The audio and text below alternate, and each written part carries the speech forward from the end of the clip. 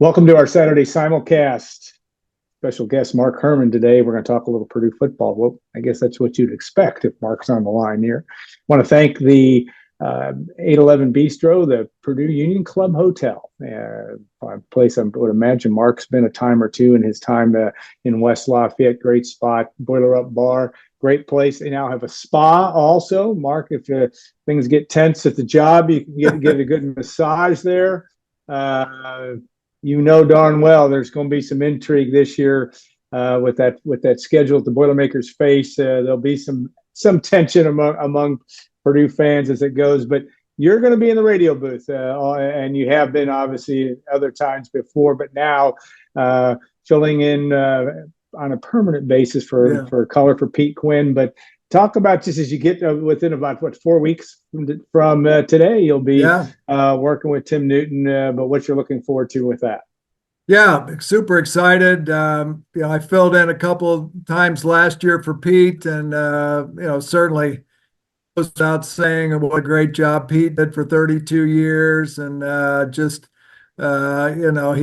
was sat through some good football, some not so good football, and but always was the ultimate optimist and very positive. So I'm gonna step into the role and hopefully add my spin onto it. And I just love talking football and the chance to analyze Purdue football games. What more could you ask? So I'm very much looking forward to continuing to work with Tim and of course Rob Blackman and all the gang. So such a great group, and just looking to add my little touch, and so should be a lot of fun. Yeah, 4 weeks from, and this is for Saturday Simulcast, 4 weeks from today, Purdue will be taking on Indiana State to open the 2024 season. It is a far different Big Ten than what in your playing days, even from last year. If you look at now an 18-team league, no divisions. Yes, you in your playing career, I got to play UCLA a couple of times and faced Oregon as well, but talk about that, just all that change and what that means for coaches, players, and the like, fans and like. It's going to be a very different league this year. Yeah, no question. 18 teams now, and you're going to see some different teams coming into Ross-Ade, which is fun, but a little daunting. It's not the four that you would have picked. You would have loved to maybe have Washington State or Arizona or somebody like that, but these are the cream of the crop in the Pac-12, and Oregon, Washington were top 6 teams last year, and of course historically USC and UCLA have been outstanding programs, so you're not going to count them out for very long. And then you add a trip into Corvallis this fall, so you're getting a sampling of a lot of the West Coast. But yeah, it's going to be a new look for the team heading out west, and I know that'll be maybe a Thursday trip going out to Corvallis to get ready for that time change and everything. So no, it's just gonna be very interesting, and there's going to be an added excitement to it. I think it's a different brand of football, certainly maybe a more wide open type of attack. We're used to seeing Iowa, Wisconsin, Nebraska in the Big Ten West, so now you're going to see a lot of different styles. So I think that's going to be fun, and also a big challenge for the Purdue staff. And that part of that challenge is a Big Ten with Oregon and Ohio State. A lot of people picking them 1 and 2. You've got Penn State hungry to crack that group. USC, a perennial powerhouse. It really does make for interesting. But the intrigue of a Friday night game against Oregon, as media folks and broadcasters, you can look ahead to the schedule. Ryan Walters and company are focused solely on the Sycamores, but you got a really amazingly interesting home schedule with Notre Dame, Oregon, Penn State coming to West Lafayette, not to mention Nebraska for homecoming. Yeah, it's certainly loaded and a very challenging home schedule, but a very entertaining one. And certainly Purdue will not be favored in those games, but that's okay. Purdue has faced that in the past and pulled some big surprises. So all this team has to worry about is getting better every week. I think the roster is intact now, where I think Ryan Walters would like to see it. There's depth. There's there's size. I think there's speed on the wide receiver standpoint, the corner, the defensive secondary. I think there's some experience up front, the defensive line, so depth in the offensive line. So I think he's got a squad that can be very competitive and make those games very interesting. So as daunting as the schedule looks, hey, I wouldn't hold back on this team. I know a lot of the prognosticators have picked us down at the bottom, but hey, what better fodder or what better stuff for the or for motivation for a staff to pass on to the team. You will need to have get your numbers memorized when you have 27 new players and you're talking about some new in the secondary, defensive line, on down the line, offensive line, maybe 2 new guys as well in that starting line.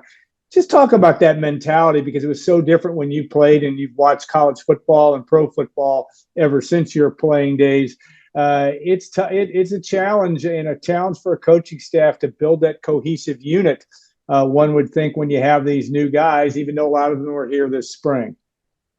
Yeah, and particularly on the offensive line, Alan, that cohesiveness is so important. And having Gus Hartwig back, I think, is huge. Anchoring that center position, he'll probably help with a lot of the pass protection calls and sliding the line this way and that way. So I think that's a big plus. You've got, Musa back. You've got Bo back. So you've got some talented guys there, and then some newcomers. Corey Ball State has played against some big-time teams. So I think that's a key area for this team going forward. You've got to establish that dominance up front, and we saw that lacking a little bit last year. Maybe got overpowered a little bit up front, couldn't get those tough yards inside the 5-10 yard line. So I think that's going to help Hudson Card. It's going to help Devin Mockabee, wide receivers. I think that's huge. And then defensively, you've got some size coming back. You've got a lot of guys in that secondary who played against some big time programs. So I think the pieces are in place for a pretty entertaining team and one that's pretty talented. So it's just, can they fit within the system, and can they be ready to play and compete at a pretty high level? Yeah, defensively, Kadron Jenkins, certainly, Nick Scorton's gone, and that's kind of the new world of college football. We understand that. But you had playmakers. You had one of the great ones of all time in Keena Turner, and a very good junk defense. But talk about that need for the defense to be good enough so that the offense can do what it needs to do. It's a complementary situation that the defense has to be good enough for Hudson Card and company to be able to do what they need to do. Well, it's a system that puts pressure on the players because you've got a 5-man front, and then you're playing a lot of man coverage in the back. So they're interdependent on one another. You've got to have a great pass rush to help your secondary, and your secondary's got to help the front by covering these guys. Sure. And so, Ryan Walters likes to have man-to-man corners. He's got Dylan Thieneman in the deep secondary, so they play a lot of man coverage with 1 man deep. So,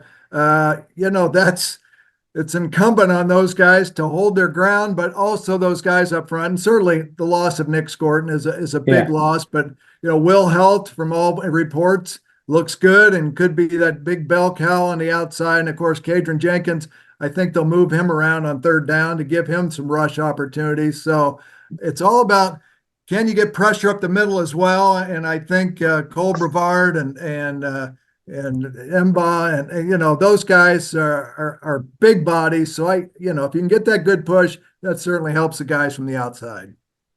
All right, a little history lesson. Mark Herrmann, 3-time Bowl MVP in 1980, a consensus All-American. He was a great passer. He could still probably sling it around a little bit. But a thing that people forget, Mark doesn't forget this, is you could run the football for most of the time that you were there. You had an excellent running back from Mike August and Stiniak, Ben McCall, Jimmy Smith on down the line. the importance of Devin Mockabee, Reggie Love, et cetera. This is a team that ran the ball extremely well last year in the Big Ten, one of the best in the league, and that statistically, that will play an important part. We'll get to Hudson Card in a minute, but that plays an important part of how efficient this offense can be this year. Yeah, no question.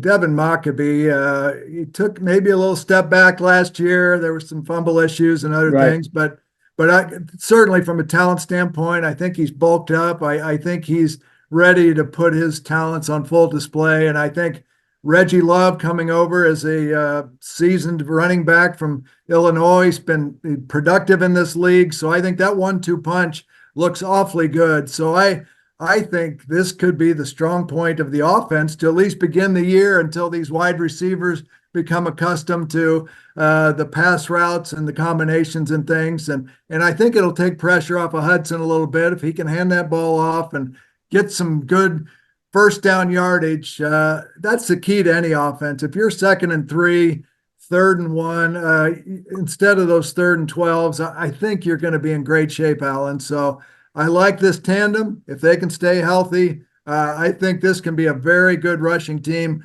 with that front up, the guys up front with the size and experience there. The number one Hudson Card, and nobody knows quarterbacks any better than you. You saw Hudson last year. You saw what he can do. It takes time to get used to things.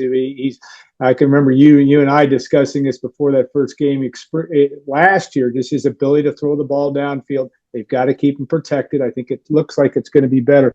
But talk about a guy like Hudson who's traveled a little bit. It's his senior year, has a lot to prove. Probably, I'm sure he wants to play at the next level. We know he does. But what it would be in his thought process as he leads this team through the 2024 season. Well, I can't speak enough about having a year under your belt. Look, he came in from Texas, in new surroundings, new teammates, new system. Everything's new for him, Alan. Now he's had a year to settle into that. Obviously, he's got the respect of his teammates. He was voted captain right off the bat. But under Graham Harrell now, he feels good. I think if you know where every option is, that helps your decision-making as a quarterback. If one's covered, go 2, 3, 4.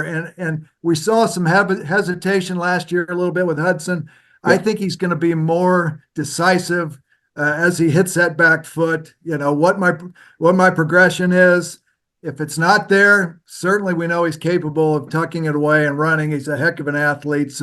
But I think you're going to see more productive Hudson Card in the pocket using these weapons. And we haven't talked much about the tight end position. Yeah, really I like those guys. A lot of young guys, Claire, Burhan, and the like. So, I think this is going to be a very good group as well. So, but it all starts up front, like I said earlier. Can he get the protection? Can he have the time to go through the progression? And if covered, go outside the pocket and make things happen downfield. Yeah, no doubt in the tight end room. Drew Bibber, also a guy that's going to have a chance, I think, to he may be playing almost 3 deep in that situation, and that's what's going to be. And all those guys, especially Burhan against Indiana down the stretch, we saw what Max Clare was all about in that first half of the season before the injury. Very, very capable. All right, one thing, it's a special moment in your Purdue career, 1979, beating Notre Dame in a tough game in West Lafayette. It was the highs and lows of your career. The next year you weren't able to play in the game due to injury, but it's always special for Purdue when Notre Dame comes to West Lafayette, and the Fighting Irish will be here on September the 14th. If that date, if I've got my memories right on that, yeah. Only 6 weeks from now. But talk about that in terms of what that game means, not only to the folks like yourself that are part of the Purdue alumni, football alumni, but also really the psyche of Purdue football when Notre Dame and Purdue mixed it up on the gridiron. Well, it's a great in-state rival. We played them 4 years, and the rivalry took a little rest there for a while, but now we're back with it. And I think it's good for the fans. I think it's just good for college football, and I think anytime Notre Dame comes to town, there's added excitement. The nice thing is, Alan, Purdue will have 2 weeks to prepare for Notre Dame, which will be great. So, they're they're generally thought as a top 15 team coming in, Notre Dame. So, but there's some uncertainties there. But I always look forward. Obviously, I almost went to Notre Dame. So Yeah. glad I made the decision to go to Purdue, and we had some great battles with them. So I fully am looking forward to that one, and I think there's going to be some electricity in Ross-Ade for that game. It'll be very similar to when Ohio State or Michigan comes in, or even Indiana in the rivalry year. So, but I think that's going to be a fun atmosphere, and certainly we've got that date circled on the calendar. 3:30 start for that game on September the 14th. Couple more questions for you. Just looking at the down the road of not only the broadcast front, but just what you expect. You had a young. He may not have seemed that way to you, but Jim Young wasn't all that much older than Ryan Walters when he took the job at Purdue, and in 1977, I think he might have been 4 or 5 years older. But talk about that young coach mentality. Jim Young was obviously known at Purdue because the offense, but he really was a defensive guy in a lot of ways. Talk about how a young coach has to adjust, and Jim Young had a very young staff with a 29-year-old Mike Hankwitz, I think, on that staff too. Yeah. Talk about that and just how Ryan Walters assimilates into this whole situation. He's still a young 38. Heck, for both of us, anybody at 38 is young, right? So exactly. That's a good thing. But talk about how that dynamic makes maybe Purdue in a little bit of a unique situation. Yeah, just like Hudson Card, 1 year under Ryan Walters' belt is huge. He got here on the run in December, had to put together a staff, had to kind of fill out his recruiting class, and just didn't have the roster that he needed to compete week in and week out. And then injuries occur, and then you're just trying to manufacture a lineup. So I think you see a more confident, comfortable Ryan Walters in his own skin, and certainly he's hit the recruiting trail in a big way. Yeah. I think he has done a marvelous job. I think he's getting the attention of a lot of players, not just DBs who want to be in the league, but I think entire positions. And so I think people have confidence in his leadership. He has put together a young staff, but a very energetic and a relatable staff with the young players. So I fully look for great improvement from this team. He even made the comment, "Hey, I've got 105 guys now as opposed to 60 last year." So I think he's confident in this roster, how quickly they can assimilate into his system and strategies. That's what we'll see here in fall practice. But I think Ryan is one of the really up and coming great coaches. It's going to be a challenge, but he loves the Purdue community, the fan base. Everybody's on board. And obviously with the ticket sales, everybody's excited about this season. Yeah, unbelievable ticket sales. I think over 40,000 season tickets sold, basically sold out on a season ticket basis. There are some games with single game availability. Last question, because your day job is, of course, raising funds for Purdue Athletics and the John Purdue Club. The wonderful world of NIL, as we call it, is a crazy different world. But how do you put all this, compartmentalize this, and see a future, a positive future for college football as we continue to delve into not only the House decision, but all the things that are going to continue to change. Change is a new constant. But maybe it's a fact that these guys are 18 to 21-year-old. It doesn't really matter to them. They're just going to play. How do you view that moving forward? Yeah, it's our job to support Purdue football in whatever fashion that may be, and certainly scholarships, capital projects, but then you've got NIL, and then you've got all those things. So you've got different buckets that we try to support, Alan, and it's up to the passion of our donors. What suits them, what makes them happy. Certainly you've got to have the players. Yeah. If you're going to do stadium upgrades, you've got to have the players to make it happen. But I think we've struck a pretty good balance between the three, and we had another record year fundraising wise in John Purdue Club. So I think people know what we're going through, and I think we're at a level now with the NIL that we're at a competitive part of it. We're not at the top, not at the bottom. I think we're in an area where Ryan Walters feels comfortable that he can pursue players or keep players, and that's the most important thing. But yeah, the whole House settlement, I won't get into details on that, but that's certainly affects the landscape of college football. But I think we're going to come out on top regardless. I think we're in a position now where we feel good with whatever rulings there are, that we're going to do a good enough job to make sure Purdue is competitive and we give them every resource possible. All right. And I think also that glow of that Final Four in men's basketball. Of course, you were a state champion basketball player with you and your good friend Bart Burrell at Carmel, and understand that. But that glow, even from when you talk to donors or fans, is still permeating. I would think, I know that's the case. It's just been an unbelievable run since that April in Glendale. Yeah, just an unbelievable showing in Phoenix. My goodness, the fan base there was incredible. It felt like a Purdue home game, and it was awesome.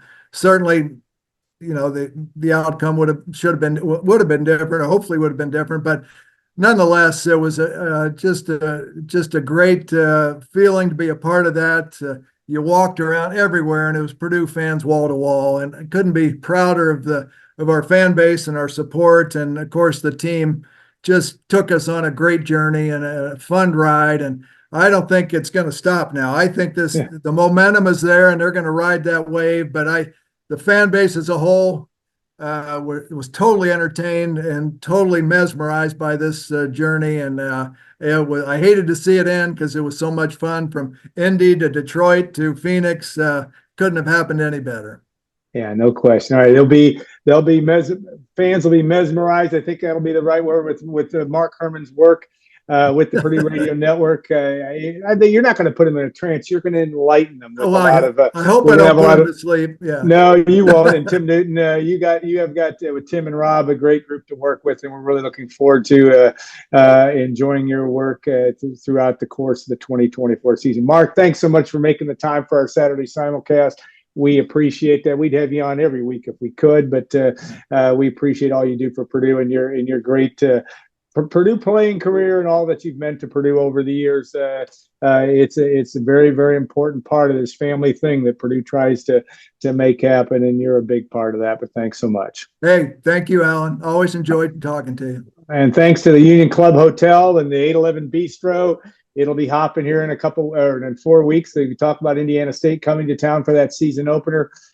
We appreciate all they do as well. And we'll be back next week. We'll be talking football with Tom Dienhart, a little basketball with Brian Newbert as well, as we'll have our August 10th edition of Saturday Simulcast next week. Thanks again, Mark, and have a great rest of your weekend all. And we'll see you next week on Saturday Simulcast.